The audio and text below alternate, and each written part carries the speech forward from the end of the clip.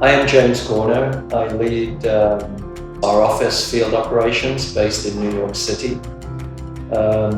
We're sort of renowned for many important public realm projects around the world, perhaps most notably New York's Highline, San Francisco's Presidio, Waterfront in Hong Kong, and a number of other important projects around the world where we are striving always to bring nature and people together in a closer relationship. When you speak about landscape and parks and gardens, there's a tendency to think of them on the one hand as being very ecologically sound, almost wild, exceedingly lush and green, but very informal. And on the other hand, you can think about gardens as being quite formal, quite designed. I think in our work at Parkside, we want to integrate these two approaches, where you have a strong sense of design, there's a strong sense of sort of a luxurious quality in terms of design experience, how materials and details and forms are made. I think a key word for us would be natural. We want these spaces to feel natural, to be of nature, to have plantings and the sound of birds, but also to feel natural in terms of how people feel in the spaces, that they feel comfortable, they feel invited. There are places to sit, places to meet friends, places for events and special occasions. And because it's quite a large area, we want it to feel like a community with a variety of spaces. It's very clear many of the architectural facades are sort of a play, the intricacies of lattice structure. We've tried to bring that formal language onto the ground plane in terms of how the surfaces are paved, how they're given an identity, so that the experience of walking through the public spaces resonates with the feel of the vertical faces of the buildings. The second thing is the master plan has very clear journeys through the development. One enters and then turns right and then turns left and then walks through. That choreography of journeys and vistas and viewpoints into adjacent contexts and adjacent parts of the city. Our design is responsive to how one walks through, finds their way, and experiences a journey moving through and around the different buildings and the different passageways. And the third thing is the ground plane itself. Many of these buildings have active ground floors in terms of cafes and restaurants or shops and lobbies, and how the public realm responds and reacts to those building frontages, where people come in and out of buildings, inside and outside, in dialogue, is an important aspect of our design consideration. So the landscape design approach is to retain the same vocabulary, the lattice vocabulary, the geological stone vocabulary, but to work with different scales and different intensity.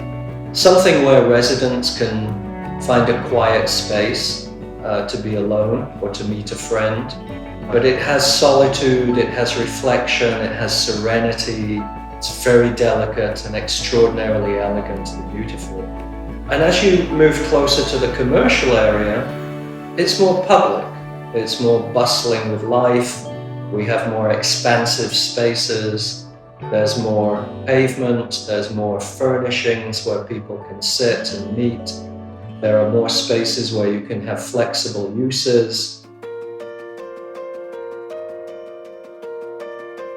In the case of Seoul, I've always been impressed with a double-sided nature that is, to me, uniquely Korean and definitely palpable in Seoul. On the one hand is the urbanism of the city. It's a very vibrant city. There's a lot of people out and about, bustling around. It's a very elegant city. And so again, at Parkside, we've tried to echo some of these qualities of sort of cosmopolitan urbanism, the street life of Seoul, the elegant character of the public spaces in Seoul, but also mixing that with a sense of nature in a delicate and an intimate way. Yeah, I mean, the fact that Parkside is next to Yongsan Park is a wonderful asset for the whole development. And the development is quite sizable, so it has a very strong relationship to the park in terms of its scale. So we think it's a great opportunity and a real benefit for Parkside to be located where it is and to have this relationship to the park. But also, we've, in our design, drawn the park through the development.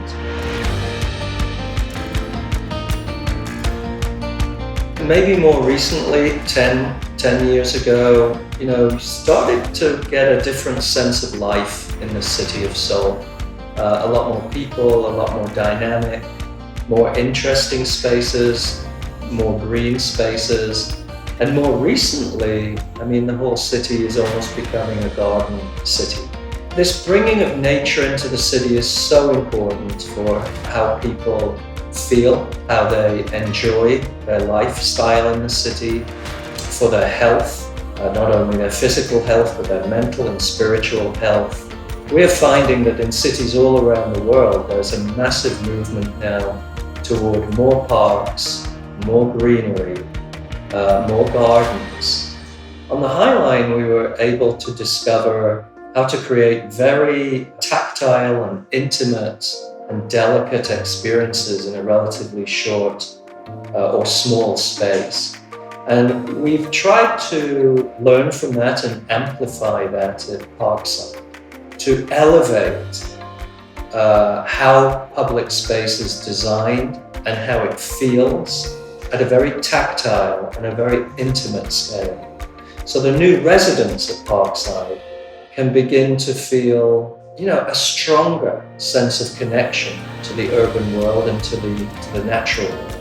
Many of our details, the way in which we have used both hard materials and planted materials, there's a lot more intricacy, a lot more micro detail that's going in to create very delicate experiences that I think will leave a very impressionable impact on how people feel and how they live and how they enjoy and ultimately take pride in where they live.